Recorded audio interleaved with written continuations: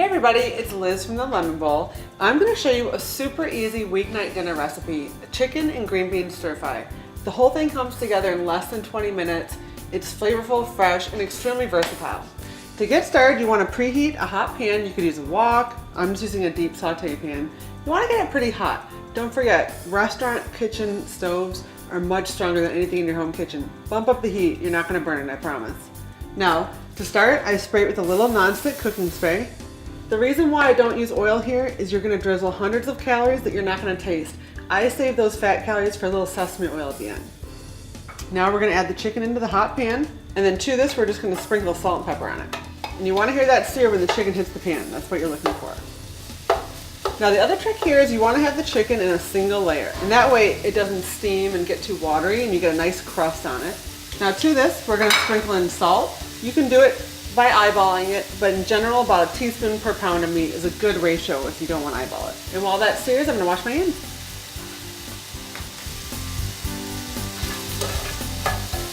Okay, so as you can see, the chicken is starting to get nice and golden brown, and that means it's time to add in your green beans. I kind of leave them whole because I think they're pretty, but you can always cut them up, make it easier if you've got little ones. And you're just going to kind of let the chicken and the green beans cook together. We're not going to fully cook the green beans at this point. We're just going to start to slightly get some color on them. About 2 to 3 minutes. All right, while the chicken and green beans are cooking, we're going to make a delicious stir-fry sauce that goes on top. Packed with flavor, and the best thing is most of these things can be kept in your pantry or refrigerator. We've got some ginger, garlic, and chili paste. If you don't want it to be spicy, you can leave the chili paste out, but that heat really does balance the salty, sour, sweet flavors that's going to be in the rest of the dish, so I highly recommend it.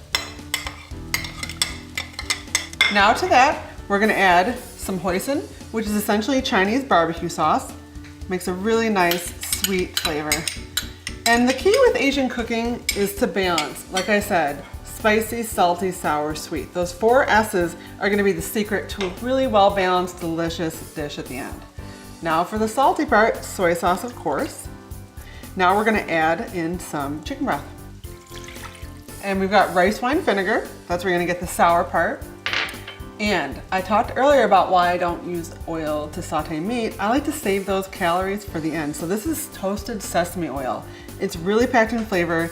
It's a good for you fat with healthy omega-3 fatty acids, and it adds a ton of flavor. You don't need a lot. A little goes a long way. Now we're just going to whisk that all together. Get the spoon out of here. And you could add cornstarch if you wanted a thicker sauce. I don't use that, but you could do it. I can already smell the ginger, the fragrant garlic. This smells delicious already. I could probably drink this if I'm being honest. Okay, so the chicken and green beans are basically just about ready. I would say they need about 2 more minutes, which is right when I like to add the stir-fry sauce. So pour that right in. Right away when the garlic and the ginger hit the heat, the flavors are gonna really develop and you're gonna smell it through the whole kitchen. It's gonna get people excited for dinner. So you wanna kind of bring that mixture to a boil and then reduce it to low. And what's gonna happen now is I'm gonna put a lid on top, and the green beans will actually steam.